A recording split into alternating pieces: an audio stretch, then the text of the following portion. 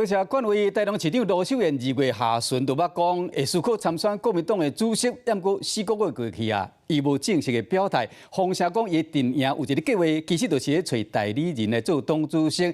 第2选项则是罗秀燕亲身做党主席。啊，这个代理人的人选锁定最近出版新册前台中市长吴志强。针对这点，罗秀燕维持一贯的回应，讲无伫市政行政中讲政治。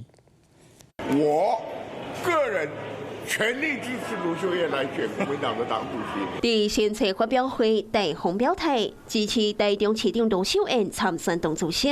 将台中市长吴志强这段话，互卢秀燕听甲真欢喜。是讲卢秀燕2月底特别讲过有意思要参选党主席，也毋过经过4个月拢点支持。听讲卢秀燕的阵营主要是要找代理人来做党主席。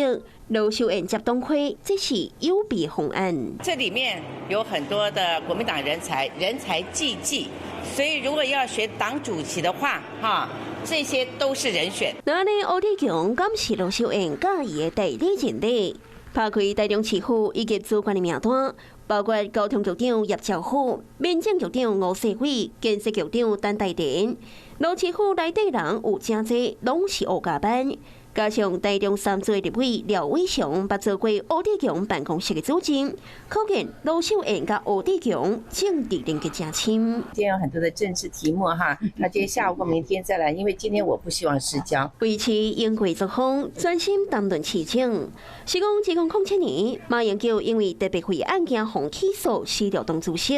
由吴必雄接代理主席，随后参加主席的补选，那以真悬的得票率打败洪秀条当选党魁，佮促成党内马小佩拍赢总统的大选。卢秀燕是我心中的明日之星，而且明天快要到了。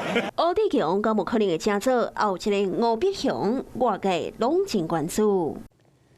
Hello， 大家好，我是林依文。想要抢先掌握最及时的新闻资讯吗？赶快订阅、按赞、开启小铃铛，锁定华视新闻的 YouTube 频道。